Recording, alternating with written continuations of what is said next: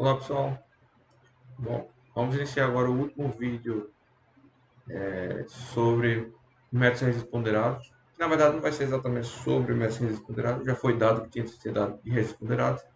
Agora a gente vai entender um pouco de alguns conceitos e consequências do método de resistência ponderados. Tá? Conceitos esses que são essenciais para métodos de elementos finitos e que a gente vai falar aqui de forma bem simplificada nessa videoaula, beleza? Bom, o primeiro conceito que a gente tem que entender para aplicar, para começar a entender o método de elementos finitos, é o conceito de formulação forte e formulação fraca. Eu já comentei com vocês nas primeiras aulas do curso, antes até da paralisação, sobre isso. Aí disse que em algum momento do curso eu ia falar mais especificamente disso daí. Tá? E aqui, nesse tópico, tá? A gente vai entender bem essa conceituação. Bom, vejam que tudo que a gente vinha fazendo, todos os exemplos de equações diferenciais que a gente vinha fazendo até então, sempre eu chamava atenção para a composição da formulação do problema, né, que sempre continha uma equação de governo, né, e condições de contorno. Tá? E foi assim que a gente descreveu de forma genérica um problema diferencial. Tá? A essa composição de equações, tá? Seja a equação de governo, tá? A equação diferencial de governo, e seja as condições de contorno, nós definimos como formulação forte, tá? É condicionamento forte, ou seja, é a origem de tudo, tá? Então, como exemplo, eu coloco aqui para vocês uma barra submetida a esforços axiais, tá? Uma barra elástica, né? Tá? Material elástico. E eu não vou chegar a deduzir essa equação de governo, tá, pessoal? Mas eu vou, pelo menos, introduzir os conceitos, tá? Então, veja, a partir de uma diferenciação de efeitos de deslocamentos entre duas faces paralelas da barra, você chega nessa equação de governo aqui, tá? Em que o E, tá, significa o modo de elasticidade da barra, tá? Ou seja, o material, a propriedade do material, a rigidez do material em si, tá? A significa a área da seção transversal da barra, tá? Que nesse caso aqui é variável, você vê claramente aqui por essa ficha lateral que varia a área da seção transversal, tá? U seria o deslocamento imposto em cada seção transversal, tá? E B seria o carregamento distribuído ao longo da barra. Pode ser nulo, pode ser uma constante, um valor constante, pode ser um valor variável, tá? Não importa, é um carregamento no domínio da barra, aplicado no domínio da barra, beleza? E aí eu tenho duas condições de contorno. Uma é que a tensão para quando x igual a zero, aqui ó, quando x igual a zero, a tensão é igual a esse t, tá? Esse t barra, aí é um valor, pode ser zero, pode ser um valor constante, pode ser o que quiser, tá? E por conceituação, pessoal, a gente sabe que tensão é igual a módulo da velocidade vezes deformação, tá? E que deformação é derivada do deslocamento. Então, no final das contas, a tensão vai ser igual a módulo da velocidade, uma constante, nesse caso aqui, problema aqui que é um material elástico, multiplicado pela derivada do deslocamento. Tá? Derivada do deslocamento. Então, quando isso daqui, quando x for zero, a tensão vai ser igual a esse menos t. Tá? Isso é uma compressão aqui. Já a condição do contorno 2 diz o seguinte, que o deslocamento, tá? Deslocamento axial, ou seja, o quanto está deslocando assim, nesse sentido, tá? Cada seção. Ou seja, para quando x for igual a L, nessa seção aqui, ó, o deslocamento nessa seção é igual ao deslocamento prescrito U. Pode ser zero. Se for um engaste aqui, como está ilustrando essa figura, você pode imaginar que esse deslocamento aqui é zero tranquilamente. Tá? Então, esse é o problema, esse é o equacionamento forte, a formulação forte do problema. Tá? E aí o que acontece? Se a gente pegar essa equação de governo aqui e aplicar o método de resistência ponderado nela, tá? E aí veja, vamos supor, nesse caso aqui, que o contorno já esteja sendo garantido pela função aproximada. Tá? Essa função aproximada aqui, φ, já está respeitando a condição de contorno. Tá? Então, o método de resíduos ponderados, eu só preciso garantir agora que os resíduos sejam zero no domínio. Tá? E aí, o método de resíduos ponderados, né? Para encontrar para garantir que o resíduo seja zero no domínio, a gente vai multiplicar pela função peso, vai integrar em todo o domínio, né? E vai igualar isso a zero, no final das contas, tá? Mas aqui, ó, sem prosseguir muito adiante, tá? Se a gente substitui o resíduo pelaquela nossa definição inicial, né, genérica, que é o operador diferencial da função, mais um termo independente da função, né? E se nós separamos essas integrais, essa integral primeira e a integral segunda, tá? Em duas integrais no domínio, tá? Nós chegamos numa situação assim, tá? E aí a gente vai esquecer um pouco essa integral, o segundo termo da integral, e vamos focar aqui nesse primeiro termo, tá? Então, se eu pegar esse primeiro termo aqui, tá? E, e, e modificá-lo, rearranjá-lo de uma forma que fique interessante para mim, tá? Eu geralmente, frequentemente, eu consigo, por algum método matemático ou por alguma abordagem física diferente do problema, tá? Eu geralmente posso chegar aqui numa situação assim, tá? Em que a minha integral da função peso multiplicado por esse operador diferencial aqui, pode ser uma derivada de primeira ordem, segunda, terceira, ou um conjunto de operações diferenciais, não importa, vai me resultar numa integral de um novo operador diferencial multiplicado, operando, perdão, um novo operador diferencial operando sobre a função peso, multiplicado por um novo operador multiplicado pela função aproximada, ok? Mais uma situação de contorno, veja que a gente estava trabalhando nada de contorno, e aqui surgiu uma situação de contorno, tá? Em que é a função peso aqui multiplicado por um outro operador diferencial, tá? Multiplicado pela função aproximada, tá? Como assim, pessoal? Agora eu viajei, o que é isso aí? Tá? Bom, vamos ver no caso prático, um exemplo prático aqui, tá? Em alguns exemplos práticos, na verdade, mas a isso, tá? A esse rearranjo, a essa solução final aqui integral, tá? A essa solução final integral do problema, ou seja, já aplicando o método de resíduos ponderados e rearranjando para ter novos operadores diferenciais. E lembrando, pessoal, lembrando não, destacando aqui que eu esqueci de falar anteriormente, esses operadores diferenciais, todos, seja o C, o D ou o E, têm uma ordem de diferenciação, certo? Abaixo da original, tá? Então, se esse L aqui é uma derivada segunda, esse C, esse D e esse E vão ser uma derivadas primeiras, tá? Então, esse novo rearranjo é o que a gente vai chamar de formulação franca, tá bom? Então, vamos ver isso aqui no exemplo, tá? Vamos ver isso aqui no exemplo. Então, nesse exemplo da barra elástica mesmo, tá? Nós temos aqui, se aplicarmos a formulação, a equação do governo, né, da formulação forte, tá? E multiplicarmos por uma função peso qualquer, tá?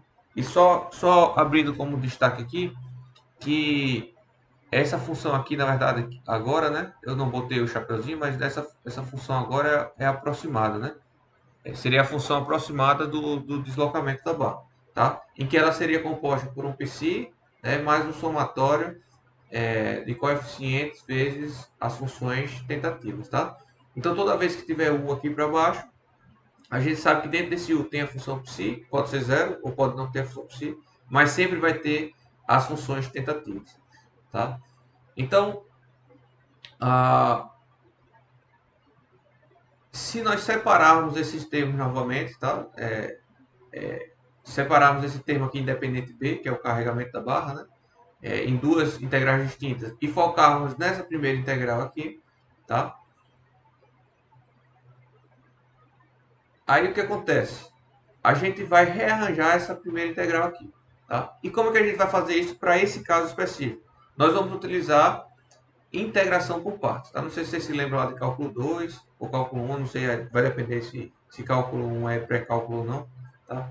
Mas você deve ter visto com certeza integração por partes, né? Em que a gente sabe que integral de uma função multiplicada pela derivada da segunda função, tá? Lembrando que esse dv aqui, tá? Ele advém da situação que é dv dx vezes dx, né? Então, é como se fosse uma função multiplicada pela derivada da outra função, certo? Em relação a dx ou dA, ou, eu não sei, aqui é uma, eu não sei qual é o domínio disso aqui, né? Isso aqui vale para qualquer domínio, tá? Mas,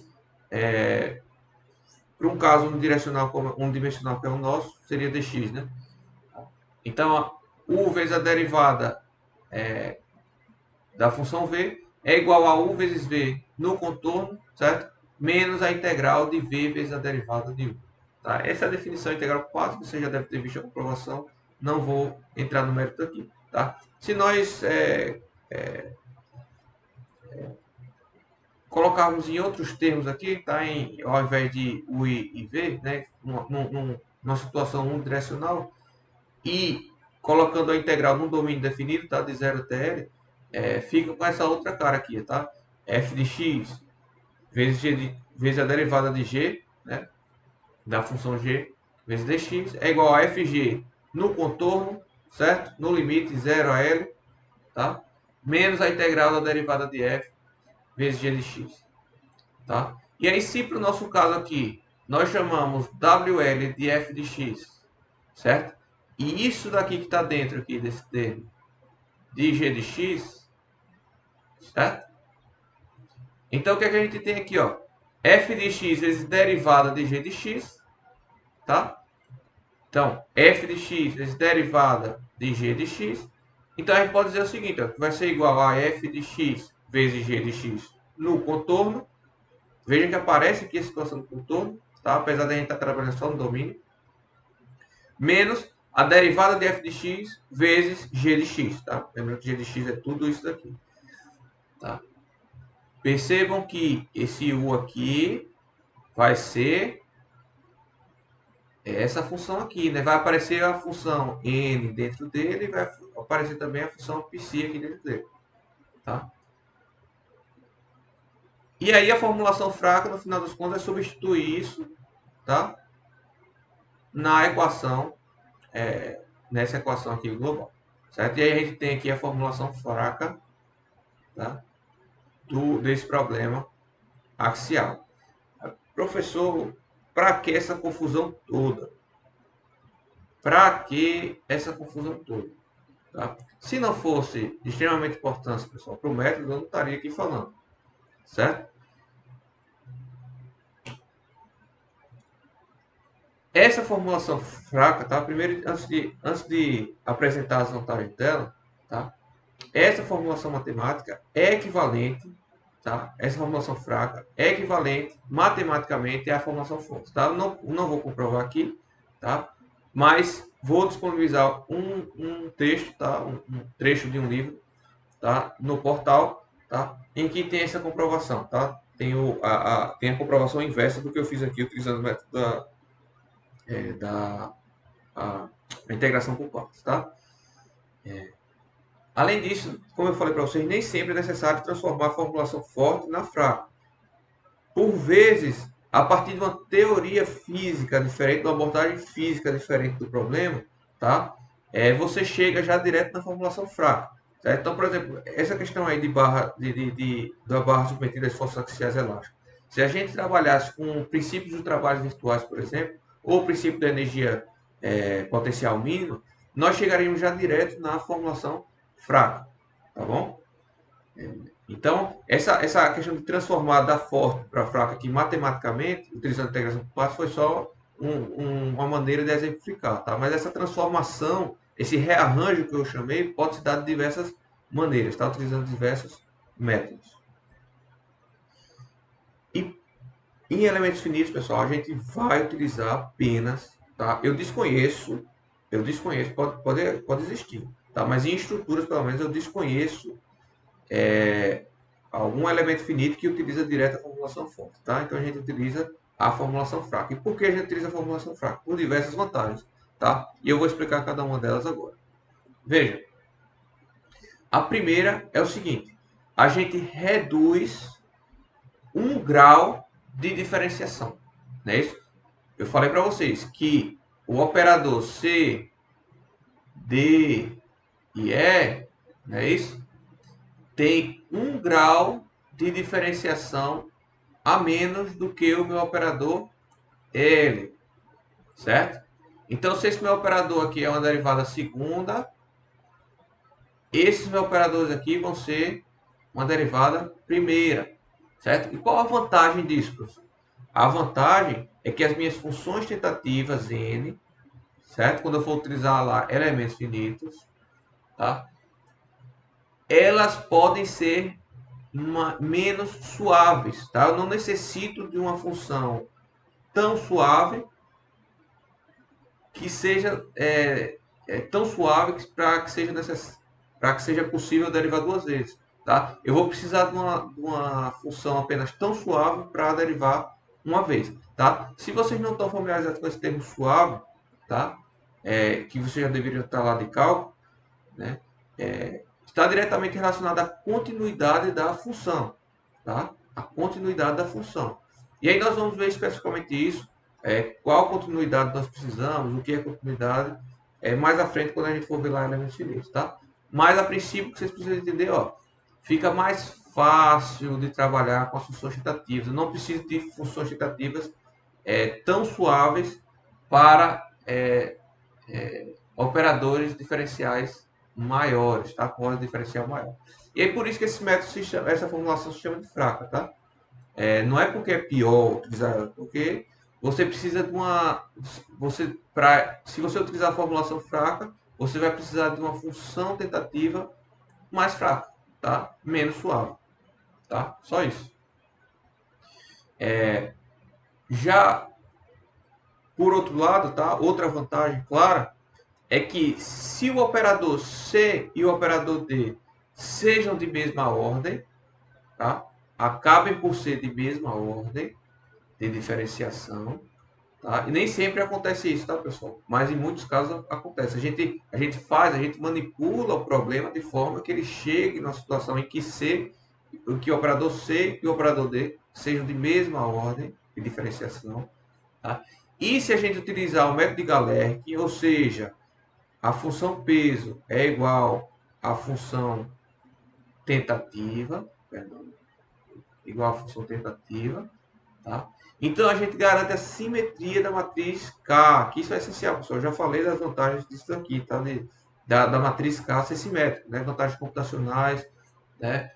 E de tempo e de consumo de memória, tá? Então eu vou voltar aqui um pouco, só para a gente ver aqui o caso. Ó. Esse exemplo específico, tá? Ó, o operador C é o que multiplica a função peso, o operador D é o que multiplica a função aproximada.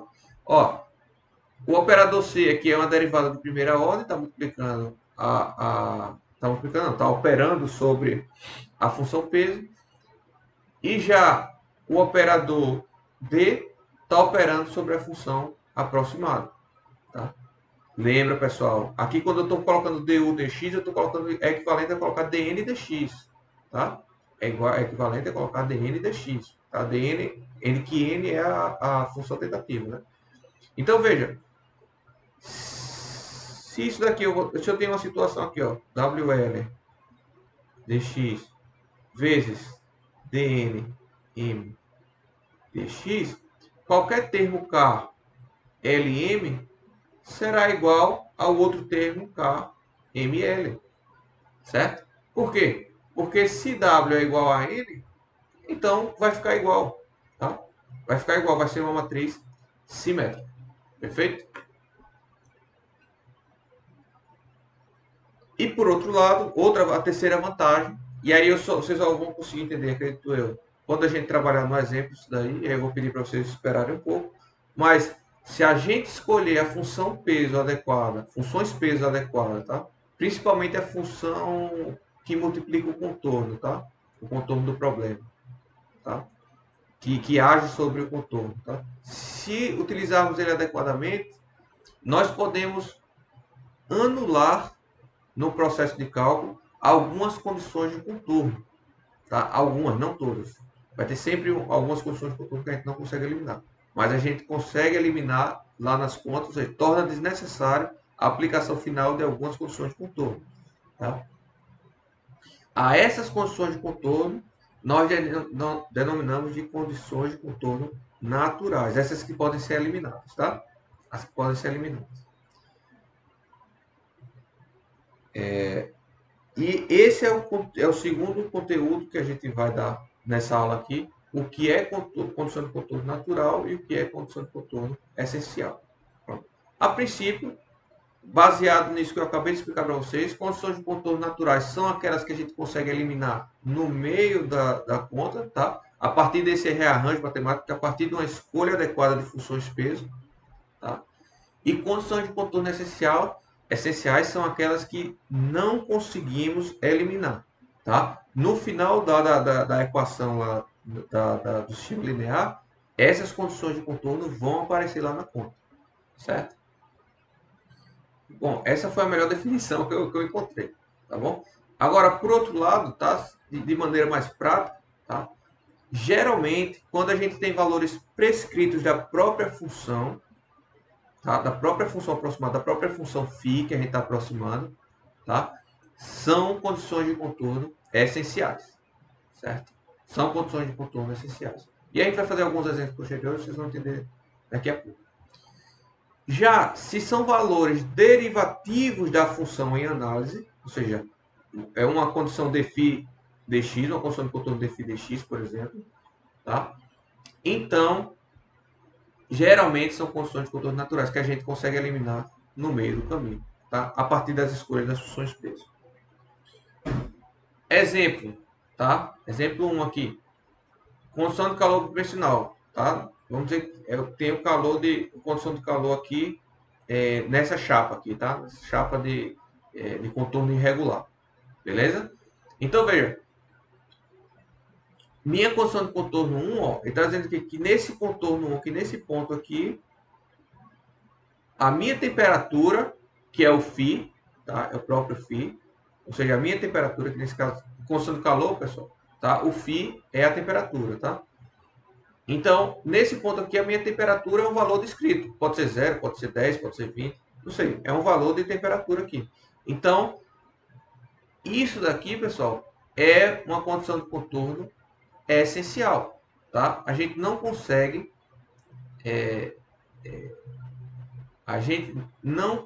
dispensar essa condição de contorno. Tá? No final das contas do sistema linear, ela vai aparecer, certo? Já essa segunda aqui, tá?